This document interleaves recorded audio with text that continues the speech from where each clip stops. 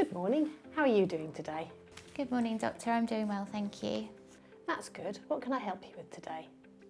I've received this invitation about cervical screening last week and I'm not sure what it means. Can you tell me a bit more about it? I'm glad you've come in today and I will try and explain this invitation to you. Cervical screening is for women and people with a cervix. NHS cervical screening is also known as a smear and helps prevent cervical cancer and saves thousands of lives from cervical cancer each year in the UK. Cervical screening is not a test for cancer, but a test to pick up the human papillomavirus or HPV, which causes nearly all cases of cervical cancer. So what is cervical cancer? Cervical cancer happens when cells in the cervix grow in an uncontrolled way and build up to form a lump, also called a tumour. As the tumour grows, cells can eventually spread to other parts of the body and become life-threatening. Your cervix is the lowest part of your uterus or womb and is found at the top of your vagina. So how does the virus cause cancer? HPV is very common. Most people will get the virus at some point in their life. It's spread through close skin-to-skin contact during any type of sexual activity with a man or woman.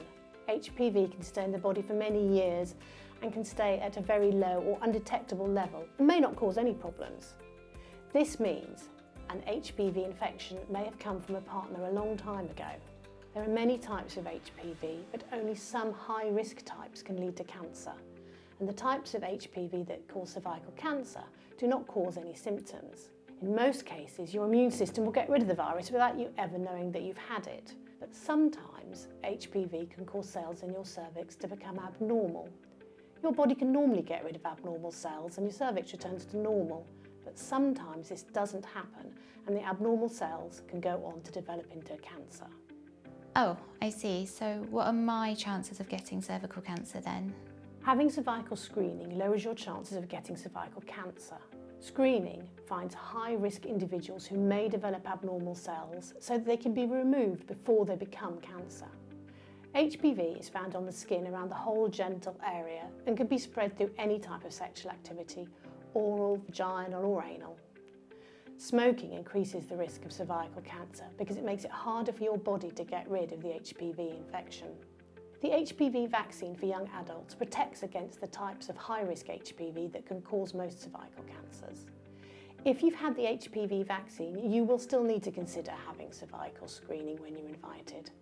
This is to check for other high-risk HPV types that can lead to cervical cancer. Having a family history of cervical cancer does not affect your chance of developing it. So who should get this screening? It's recommended for anyone with a cervix aged 25 to 64, which includes women, trans men and non-binary people who were assigned female at birth. And how often should you be screened then? If you're between 25 and 49, you should have screening every 3 years, and from 50 to 64, it's every 5 years.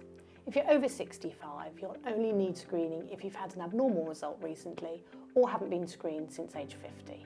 So what actually happens during the screening? You will undress from the waist down and lie on an examination table with your knees bent. Either the nurse or a doctor will gently insert a speculum into your vagina to open it and use a soft brush to collect some tissue from your cervix. It's a quick procedure, usually lasting less than 5 minutes, and then this sample is sent to the laboratory to check for HPV.